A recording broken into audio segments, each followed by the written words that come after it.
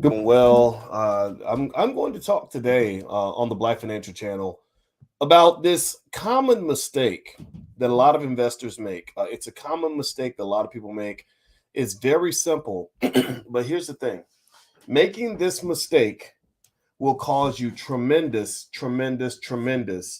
economic pain. So I'm going to reveal what that is and explain to you why you don't want to do this, and so many people do it anyway. And we're going to talk about how you can also make money in this stock market. So get comfortable, buckle up your seatbelt. We're going to get started on the Black Financial Channel right now.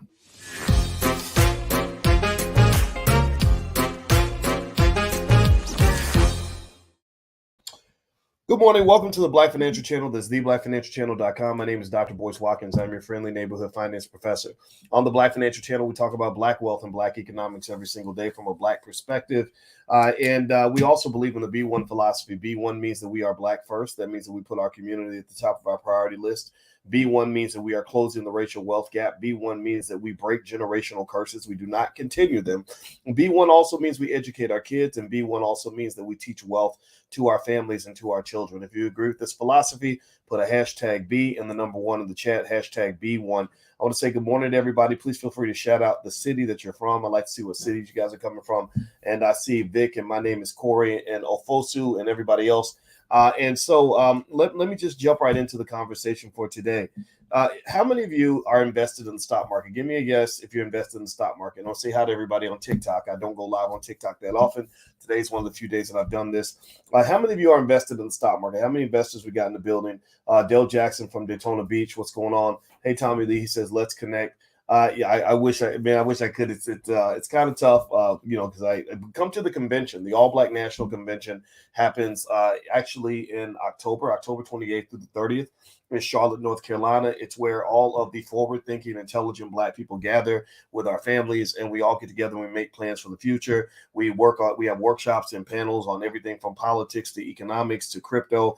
We also have we actually this year for this year's convention, we just signed the former CEO of the Air Jordan brand named Larry Miller, who took the Air Jordan brand from $300 million a year to $3 billion a year. So Larry Miller is going to join us, and we've also got some other amazing people on the docket. So if you're interested, just go to BoyceWatkins.com. You can find out more about the convention. That's BoyceWatkins.com. All right. So Antoine in Aurora. All right. So Aurora, Illinois. That reminds me, my daughter is in a dance competition today. So I'm going to be quick and I'm going to jump right to it so we can know what I want to talk to you guys about today.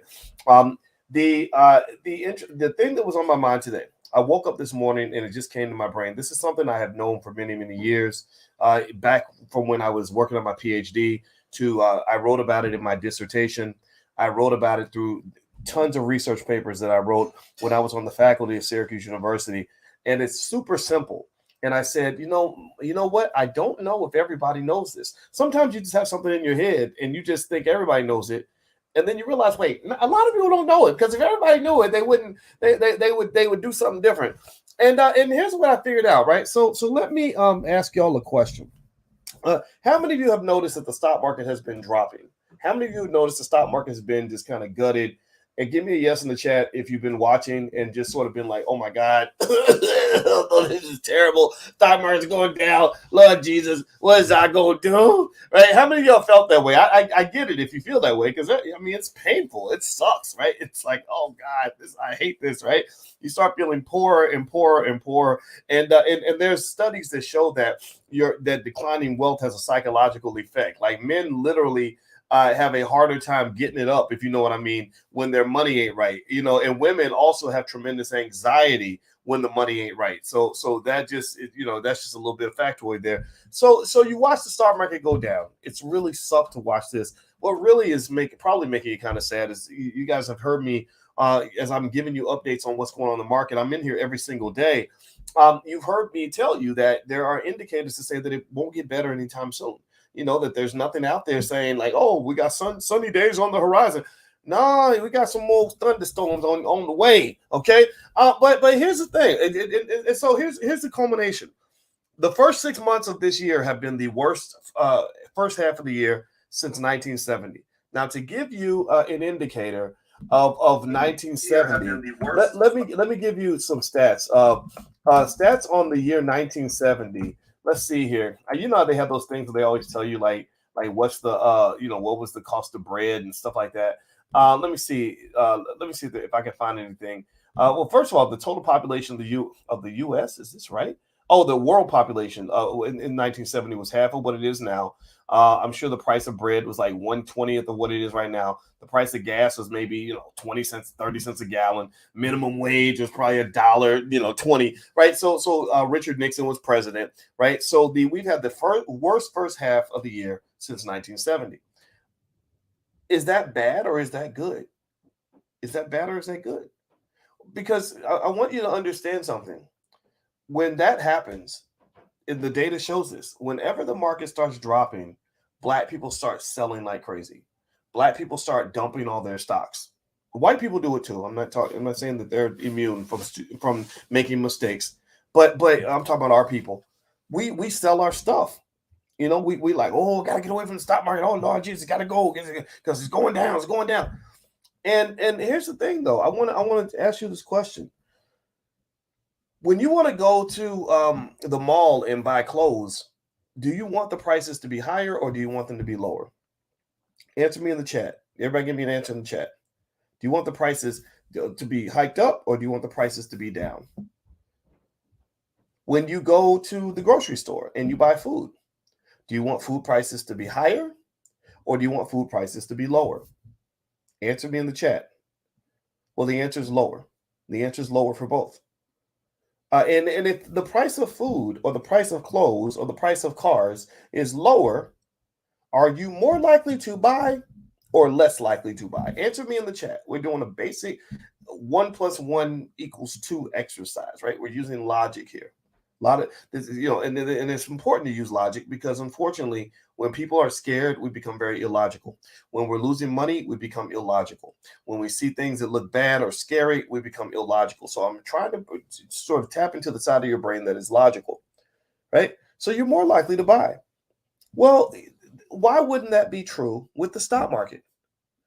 Why wouldn't that be true with the stock market? I mean, why would you buy more when the prices are higher than you would when the prices are low? Well, I can tell you why. There's a ton of theories out there. There's a guy on my dissertation committee by the name of David Hirschleifer.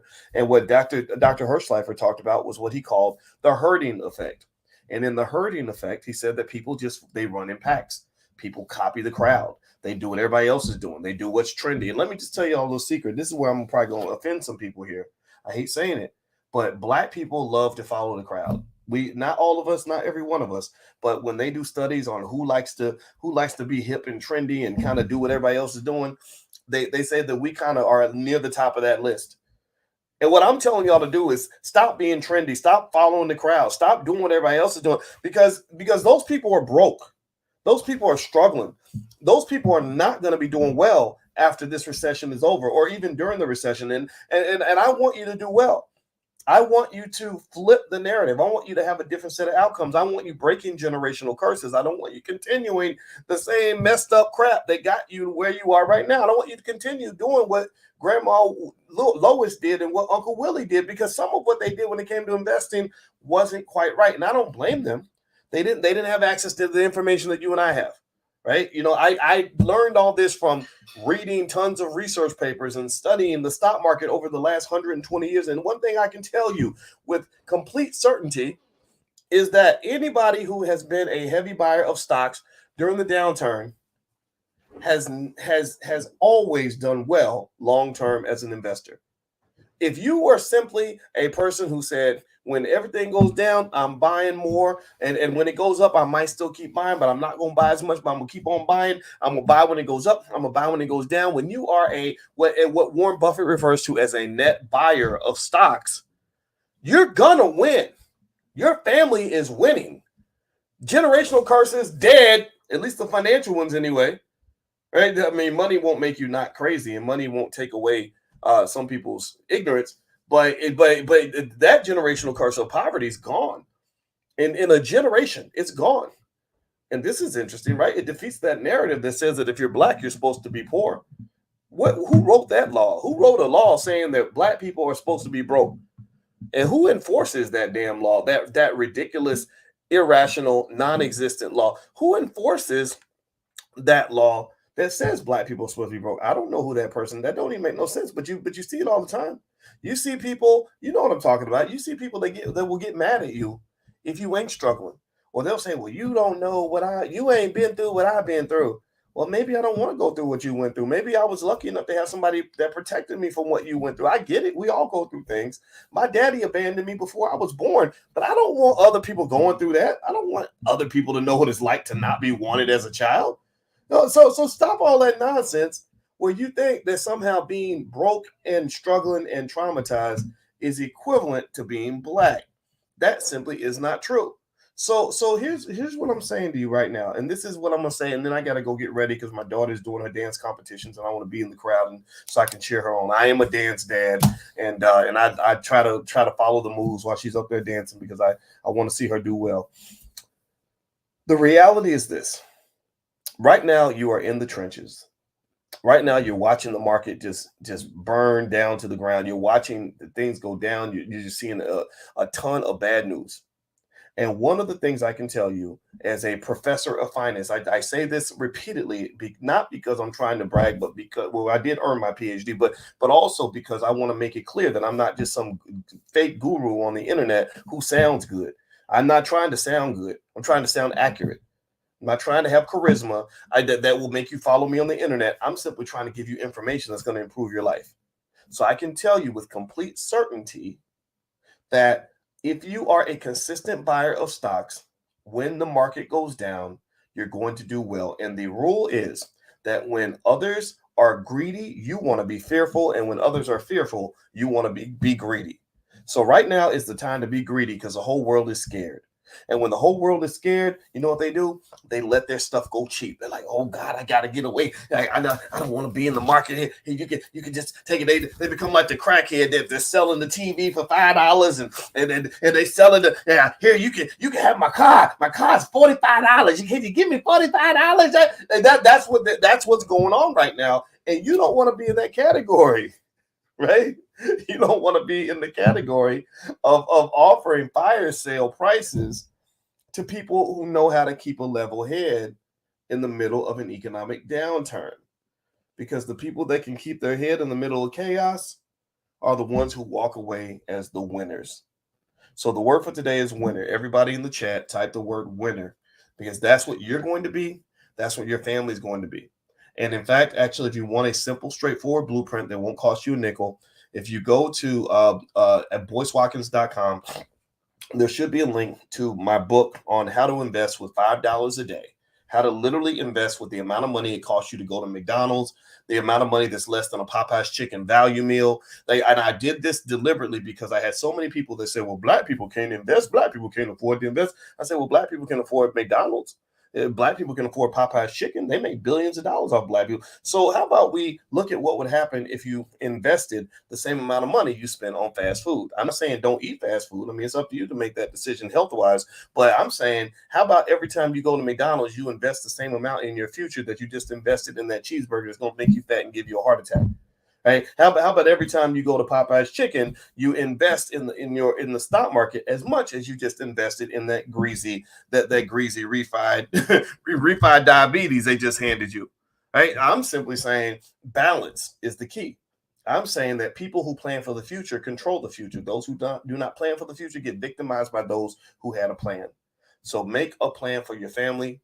Don't do what everybody else is doing. Stop following the crowd. Don't just jump in and start buying when it's trendy. You want to buy when it's not trendy. In fact, now that I think about it, that was probably the motto of my whole life.